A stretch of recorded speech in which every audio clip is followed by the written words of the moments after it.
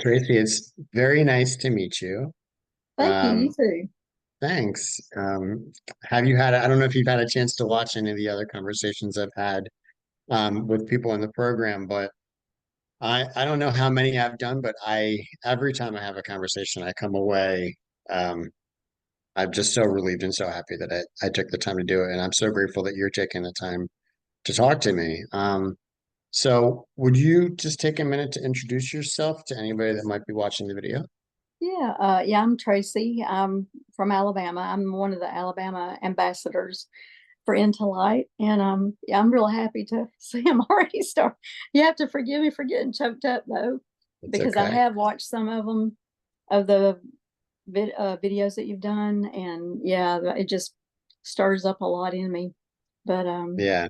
because it's so important to me, it's very important. Um, One of the interesting things about, talking with Georgia and talking with you is this is the only time I've ever spoken with um number one, volunteers of the program that are ambassadors, but also the Alabama exhibit hasn't taken place yet. And so typically I'm speaking with people whose the exhibit's all wrapped up and it's done. They've already received their portraits. So it's neat for me to kind of speak to somebody that's kind of going through it all in the Oh moment. yeah. And the other part of this, and I said this to Georgia as well, is I haven't I don't know anything about the loved one that you lost, and I would love to know more if you would tell me about how you got involved with Into Light and who it is that you lost to this disease. Yeah, it was my son Gary, and it's so funny how it just hits me.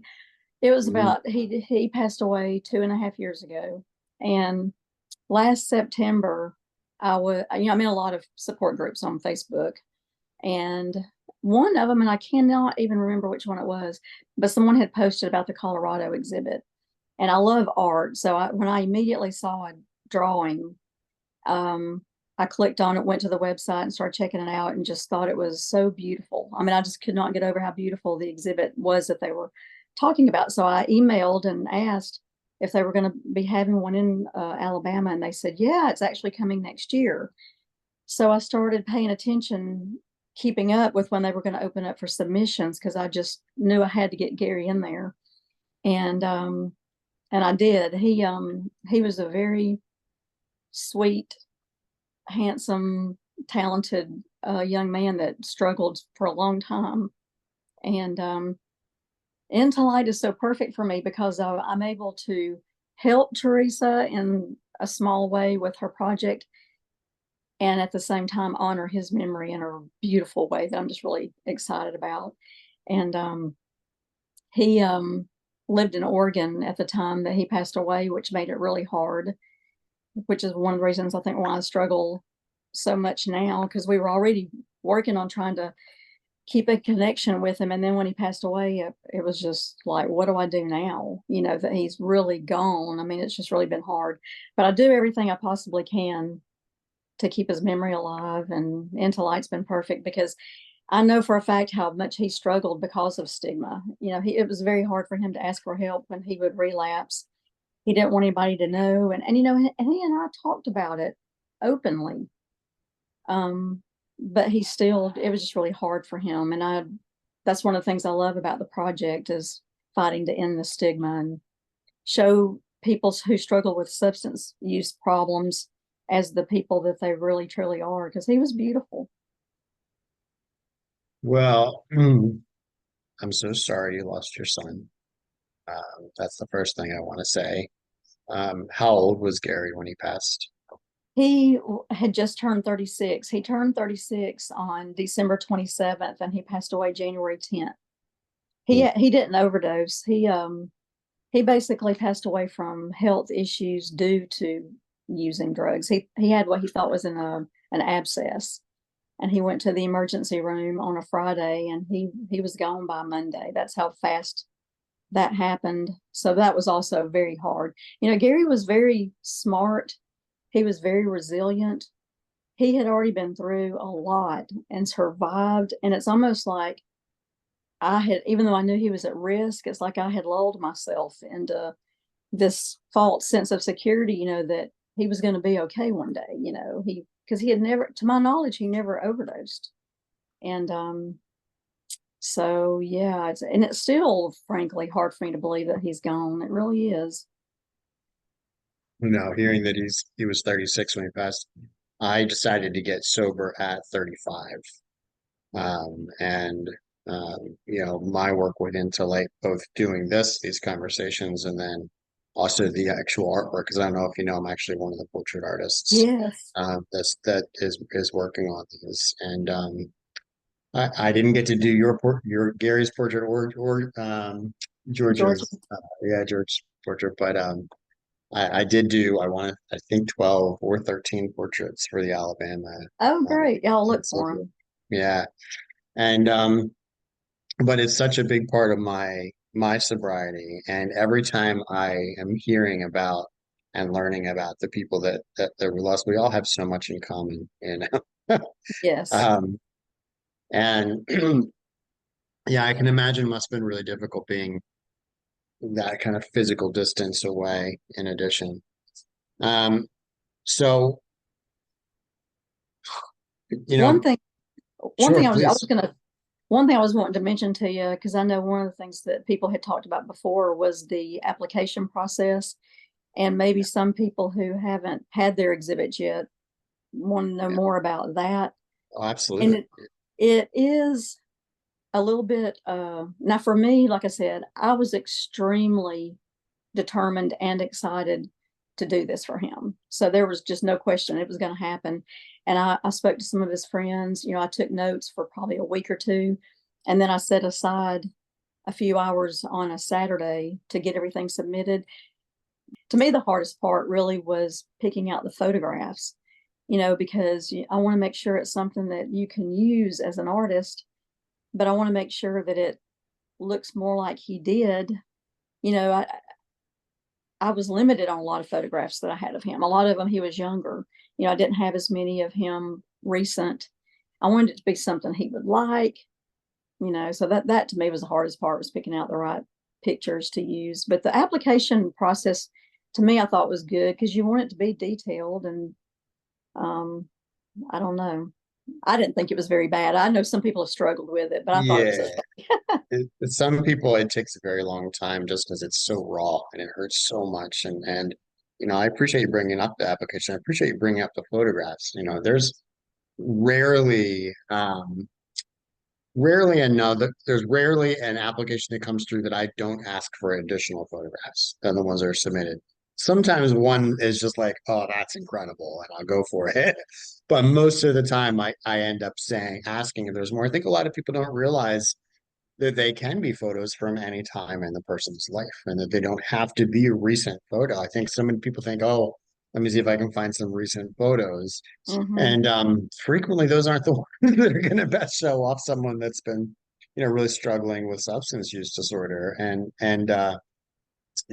I'm glad that you say that because um, I think a lot of the times the artists, when they reach out about an application, will say, I'd love to see additional photographs. And so if someone is watching this thinking about applying and not sure, even if you don't choose that perfect photo right away, you can always just bring that up when the artist contacts you and say, I do have additional photos if none of these, are speaking to you or whatnot. And don't worry about that. I don't think any of the artists are gonna just like pick a bad photo and draw it. I think most of the Yeah. time we're gonna chat and see if there's for me it's always the most important thing is trying to get something that shows off the eyes because so much of the personality and the soul comes through the eyes Definitely. and it's really difficult for me when I'm given a photograph where someone's face is in shadow or they're wearing a hat with a shadow over the eyes or something that just makes it so much in my opinion, much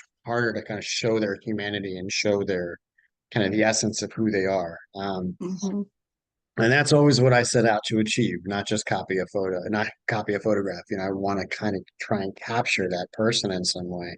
And sometimes I think I do a better job than others, but I keep on learning. I think I've done about 65 portraits for Wow, that's great. into light, and every single time I feel like I'm starting to get it. I'm starting to get it a little bit better every time. Every time Oh I do yeah. stuff. Get another Yeah, one. I mean, I've seen some of yours and they're beautiful for sure. I was looking at one of the catalogs the other day and I kept picking out one to show my husband. It's like, well, here, look at this one too. Look at this one. I mean, because I just can't get over all the beautiful people that are in the exhibits and the stories. It's And incredible. I Yeah, mean, it's it incredible. just, it, it really is something. And a couple of people they just remind me so much of Gary when I read theirs because they are all of them such good, sweet, creative people. It really is interesting to me Yeah. how similar they really all are. Well, I know my personal experience as an artist, growing up and going into art school. I think there's certain things, and I mean, athletes fall into addiction a lot because of injury. I think artists, musicians, people that are in the creative fields fall into addiction a lot because there's this idea that it can assist you. Right, Substances assist you in attaining greater levels of creativity, but it's so not true. I mean, I right. It's have not I have true. done the best work of my life in sobriety, no doubt about it. I mean, I'm doing work now that I look at and I'm like, there is absolutely no way I would have been able to do this if I had been on a substance of Yeah, any kind. And so, but I do think that there are certain paths that people can go down that are a little bit higher risk, and I think the creative fields are oh definitely yeah, one of yeah. one And of Gary was a them. musician. He was. I mean, music was his entire life, and he was a great guitar player, and he wrote songs, and he was beginning to sing a lot more, and we love his music. We have recordings that we can listen to, which I'm so thankful for. But we've Hmm. talked about that, about how much better he would have been able to do had he Yeah. not struggled so bad, for sure. Yeah, yeah. I'm also a musician. I do play the guitar, but the drums is my main instrument. And I used to think that when I had a good buzz, I was playing better. And I'd go back and listen to videos and be like, what was I thinking? It's ridiculous. And it's but That it's is that that is self fun. it's that self-deception, and I think that's what people with substance use is sort of struggle. One of the things we struggle with the most is self-deception and Yeah. coming up with reasons for why we need to keep doing what we're doing. And um, I'm sorry that that was something he struggled with for so long. Yeah. Um, It's like he never could it's get inspired. I was always wishing he could meet somebody that was going to be able to inspire him. I would try to connect him with people, no matter where he lived. I was always finding people to try to hook him up with. And I don't know. It's just, he would do good for a while, but something would happen. And, it's just well, sad, very sad. I'll tell you, hearing you say that he really struggled with the stigma, I think that's everything, and I think the people that are able to come out and say, I have a problem and I need help, are the ones that tend to survive this disease. Right. And the ones that really just can't do that because they're ashamed or they feel like they should be better than that or whatnot. And I think there's a million reasons that can lead to that. I think I'm very blessed to be the child of two therapists. Oh, My yeah. entire life I've been able to express myself in the things. And I know that it doesn't make me any less of a person. It's just who I am and how I am. And so I was very able to admit that I was having, several problems that I needed to try and wrap my head around. And I I think that to me is the power of intellect is one of my favorite conversations I had was with Debbie Simon. I don't know if you get to watch that one. But that moment when she talked about how her husband, her son's father, uh, you know, who had really been dealing with a lot of shame and stigma around losing his son to addiction, um, you know, how he was before he walked into that exhibit and then how he was after he walked out of I that do exhibit. remember hers because I told my husband about them. Yes. Man, that gave me the chills, honestly. Because that singing is such an incredible thing. I mean, that man should not have been dealing with any shame. It never should happen. There should never have been any shame around losing his son in that way. And so, if this um, project can have that kind of impact to help someone that's still dealing with that kind of pain and suffering understand that, then that's incredible. That's everything. And I think that's what Teresa has really set out to do. And I think it's saving a lot of lives. I really do. Oh yeah. You know, when I And heard about the Delaware exhibit, how so many people who visited that one reported a change in the way they saw the whole problem after seeing that exhibit was just that was a wonderful thing to read. yeah, I got to that exhibit was 5 minutes from my home, and I got to go to that several times. And every time I was there, I would have these unbelievable conversations with people that were in the room. Most of whom had no idea they were at the museum for an event or some other Hmm. reason, and had kind of walked in and were wondering what was going on. And since I knew what was going on, I happened to just have a conversation with them, and it was so powerful to see those wheels turning, and just people understanding like, wow, I didn't realize this was affecting, you know, um, I think people just if you're not paying attention, you just put it in a box and you think that the people that are dying from substance use disorder are like, you know, outcast from society and Right. have been dealing with this for 20 years and they must be doing heroin or these certain things. They don't realize that, like, no, these are sometimes 15 and 16-year-old kids that Hmm. ordered what they thought was a Xanax or a Vicodin or something off of social media, and their parents found them dead. And it's a much bigger problem than I think people think. And the more we dehumanize, you Hmm. know, other people that are dealing with substance use disorder, the more people are going to die. And so I think that to me is like it's a mission that I have joined right up. And I mean, as soon as I met Teresa and started doing these portraits, I was like, how can I get more involved, please? Because this is That's unbelievable. great. Yeah, I agree. I mean, I hope that I'm going to be able to, or I plan to stay as involved as I can from now on too. Because I know Georgia hasn't had an exhibit. I'm hoping I can have. I'm talking about the state of Georgia that I can Sure. assist with them, and if nothing else, just encourage them along the way because it's really it can be a stressful, difficult thing, as I'm sure you already know, bringing these exhibits to the States. And I'm just so thankful that even though it's not close to my house, it's in South Alabama and I live in the Birmingham area. I'm just very thankful that it's going to be here because I'm starting to realize how it's a huge deal bringing it in and getting it all going. So very thankful. Well, I'm very thankful to you, and I think everybody watching this that's involved in the project, if you are not familiar with the role of an ambassador, um, my goodness, that's these are you've probably kind of been on the team working before there. I don't know at what point you joined up, but sometimes the Well, ambassadors are joining up before there's a venue, before there's any right. funding, In my before there's any. case, it Yeah, was pretty interesting really the way it was with me because I just wanted my son in the exhibit. I never even thought about being an ambassador at all.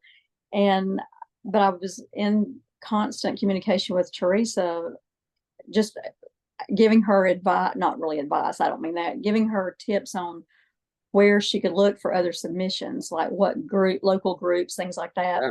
And because for a while, Gary was the only submission. He was the first one in Alabama, and he was the only one. And I couldn't I believe that. remember Alabama was off to a very slow start. I remember. Yes. And Yep. so she ended up just asking me if I would be interested in um, being an ambassador. And I went ahead and jumped at it. And then Georgia joined up a couple of months later, which I'm very thankful for also. But I'm so glad that she gave me that opportunity because um, even if it's just a small way, I'm just so happy to help her because I love Teresa. I haven't met her in person yet, but I love her and Barbara. Well, we have to be careful how complimentary we are because they'll make me just edit those parts out. But Yeah. I also love them both very, very much, and I'm very inspired by them. And Teresa's so humble, I mean, they're both so humble. Mhm. But it's incredible. I mean, I do think she knows. I mean, she's got to know the impact that she's having. I can't imagine how how it must make her feel about her son, Right. and just kind of what, you know, the the worst case scenario. I'm a new dad. I mean, my daughter's 19 months old, Oh, and the biggest fear of any parent is losing a child, and it's like the worst thing that can possibly happen. And for me to see someone take that, the worst thing that could possibly happen, and create this incredible kind of movement and mm-hmm. project out of it that has it has saved lives. How many, who knows, but it has saved lives. Oh, yeah. There are people that have seen this project and decided maybe I should say I have a problem. There are people that have seen this project and said maybe I should talk to my kid about Mm-hmm. this thing I haven't been comfortable talking to them about. It's a big deal, and yeah, I just think that it must make her feel really, really incredible. Yeah. About Because Devin. she's definitely humble. She also is just she's just, I don't know. You can tell she's a go-getter and is going to get Oh things yeah, done. there's no getting in Teresa's way. Yeah. Right. She'll Uh, find a way right around you if yeah. you're gonna get her way. And she's Um, always nice about it, but yeah, she's going to get it Always. done. Oh yeah. Yeah, no, I think in many ways the perfect person to start something like this. And I am very grateful to you for the amount of extra work that you've put in, and I'm excited to hear that you plan on continuing to stay involved. This is, one of the many ideas that I think we all had, in conversation about how we can keep people involved after an exhibit. And so, as giving loved ones the opportunity to tell their story and not just the story of their loved one, because I think Into Light does a great job. The exhibition, obviously through the artwork and the narrative, does a great job of telling everybody about their loved one, but there's a whole lot more to the story. Oh, yeah. The stuff you went through, the stuff that families went through, and the amount of work that you're putting into helping it, happen in Alabama, and like you said, possibly in Georgia even. It's there's so much that goes into this, and so these conversations, I think, give uh, the opportunity for more conversation to happen, and I'm humbled by the opportunity to have them and to get to take some time to do this and chat with you. Um, I don't know, are you already a member of the Circle of Light by any chance, Tracy, or are you familiar with it? I don't, I, I don't know. I remember seeing that at the website, but I don't think I am. So for as unbelievable as Teresa is at all things, the one thing she doesn't talk about enough is trying to get everybody involved in helping her fundraise. And I think that there's a lot of people. So the Circle of Light, I always like to be able to bring it up anytime. It's kind of, I mean, for a lack of a better word, it's the ongoing membership. So for people that want to continue supporting in a financial way at any level, whether it be $1 a month, $100 a month, whatever people are comfortable with, you go onto the website, you go to the support section, and you join the Circle of Light, and then you can set up just a repeated monthly or annual Okay. donation of whatever you're comfortable with to be able to do that. And you know, whether or not you don't have to let me know if you are, but whether or not you've done that already, I like to bring it up in these conversations because I think a lot of people don't know that that's an option and that it's there, and that that's one of the biggest ways we can all help Teresa with this Yes. project. So. Now, I'm glad you brought that up because I did want to make a donation to Intolite at least. I haven't decided if it'll be Gary's birthday or his day of his death, but yes, there's two different organizations, Intolite being one of them. So that's what I can do. I can just do the Circle of Light. That's a great idea. That's great. And it can be a one time on his birthday, and that's fine. And it allows you to say who it's in memory of Hmm. and all that stuff. And actually Georgia made a great point to me off the record, that she had, I think, had a friend that was trying to say it was in donation to, but you can only put a name in that one field on the website. And if the last names are different, then people may not understand that it's Georgia's loved one. And Georgia doesn't even, there's no email. So we're still trying to figure some of the stuff out on the back end, how we can have an additional field on that form that says, how are you related to them? And Mm-hmm. would you like them to receive an email for this donation. And so we're working on that. And that again came out of this conversation that I had with Georgia. And that's going to it really improve the website, everybody, the kind of the user experience for the website. And I was really grateful for her for pointing that out. And I had already kind of passed that along to the powers that be, to Barbara and Teresa, and we all agree that we need to get that done. So That is good. um yeah, absolutely. Well, I think in the order of trying to keep this to a watchable amount of time, I just wanted to ask you if there was anything else that you wanted to bring up or say before we came to a close. Mm, I think that I expressed myself as well as I can at this point. And you expressed yourself wonderfully. Yeah. I get too emotional, it's like I try to prepare in my mind, but it doesn't work. I start talking about Gary and I don't know, especially with Into Light and Gary together, it just kind of gets to me. But anyway, but I oh don't know goodness. how it would be possible to not get emotional, you know. And I think you're holding it together incredibly well, Tracy. And And it's I completely am really. yeah, But anyway, thank you so much for letting me speak to you. I'm glad I got to finally meet you. yeah, absolutely. I wish that we had enough budget for anybody watching that may have millions of dollars. If we had enough of a budget with Into Light, maybe artists could get, like travel over to the different state exhibit openings and get to meet everybody. But until then, I'm on my own, and I don't think that's in my own personal budget. So, but it's nice to get a chance to sit and talk with you in this capacity, Tracy. And I'm grateful for you, especially on your vacation, to take some time Yeah. and come and chat with me. So thank you so much. Well, thanks a lot. I And really appreciate it. you bet. Don't go anywhere. I'm just going to stop recording first thing. Okay. Thanks. Do-do-do.